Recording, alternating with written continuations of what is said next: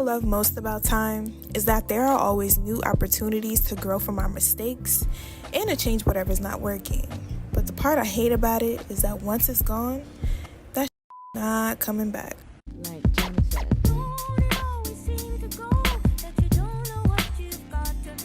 It is 2025 now, and it's taking everything in me to come to terms with the fact that we are only 5 years away from 2030 and already 5 years ahead of 2020. But that's the thing about time. It's constant. It does not stop moving, no matter what we do to try and get back feelings of nostalgia. No matter how we feel in the moment, that clock will never stop ticking. As life goes on, something is always happening and change is always taking place.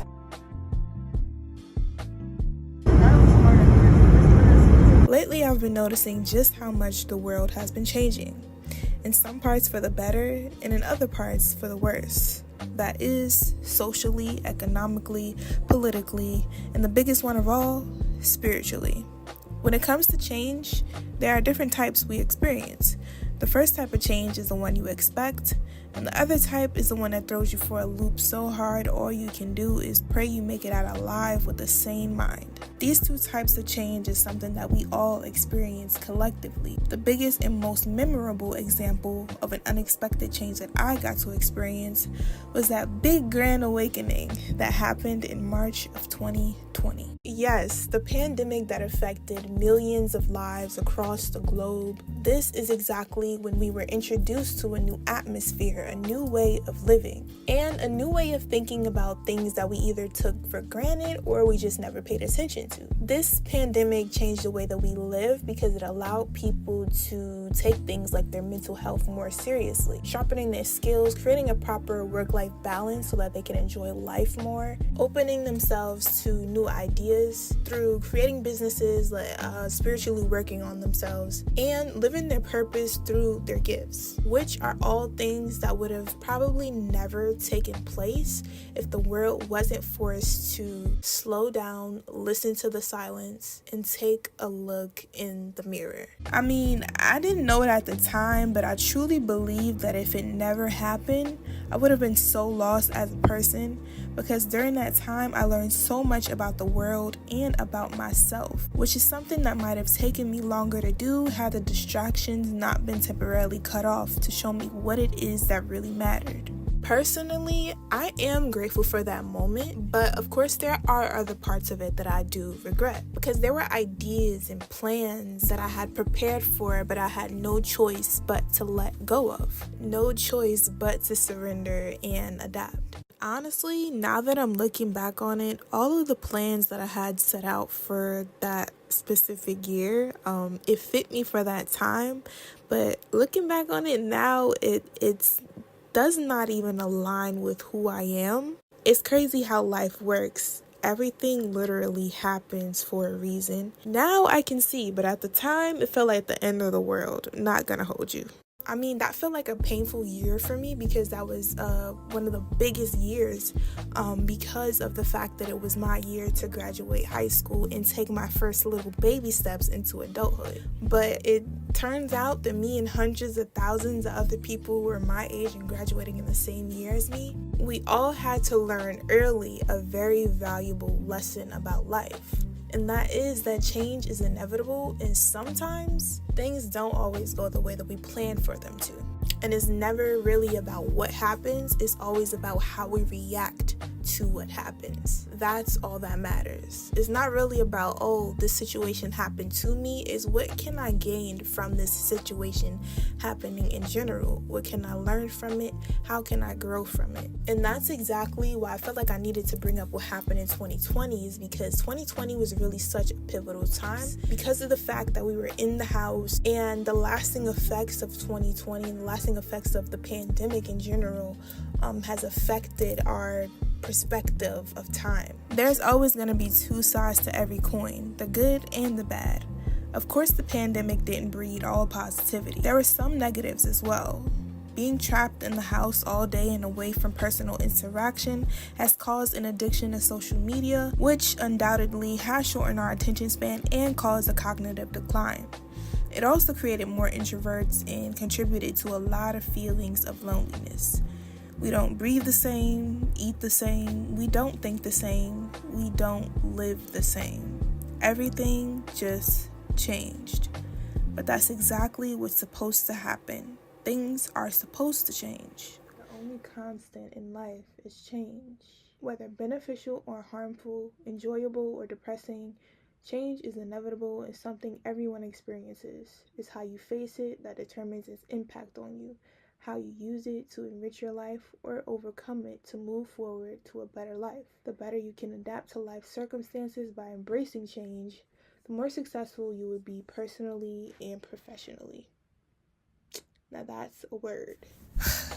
So it is so freaking cold out here. It's 30 degrees in New York. And I'm doing this because I actually love doing it. Anyway, speaking of change, I honestly wish that the seasons would change because I'm completely ready for summertime. I can't stand wintertime. I'm not made for it. I don't understand how this is some people's favorite time of the year. Like, I don't get it. Anyway, this is the year of 2025, as we all know. However, with that being said, this is just the beginning of the year. It's only February. I mean, so many things have happened. So many different changes have taken place since this year started. It's a difference in energy. It's a difference in the atmosphere. Some people like to contribute that fact to being in office, but so many other reasons and things that are taking place so quickly, so fastly, all at once. And a lot of people are feeling overwhelmed because of it. Some people are feeding into the fear that the media is portraying. And that's honestly something that I want to talk about because the media has had a pattern of making things be more than what it is, or sometimes even making things seem to be less than what it is in order to fit their agenda. And I think that's a lot of what is going on right now as far as like politics, socials, economics, just anything that goes on. There's always a specific reason behind it. If a situation is taking place, they will frame it to manipulate the public's opinion and manipulate the public's reaction.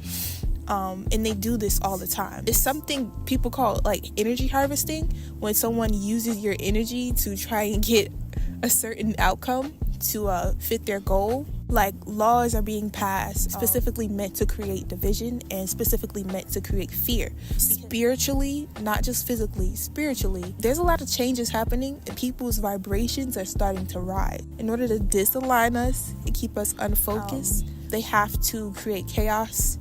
And that is exactly what they're doing with these laws that are being passed, with media outlets focusing on certain things. They want us to be chaotic. They want us to feel chaotic. They want us to feel all over the place, because when you feel all over the place and when you're misaligned, when you're out of alignment with yourself, your goals, and your spirit, your soul, you're so much easier to control. The people or the things that are quote unquote running this matrix, I hate to use that term because it's so taboo, but the power is slipping out of their hands.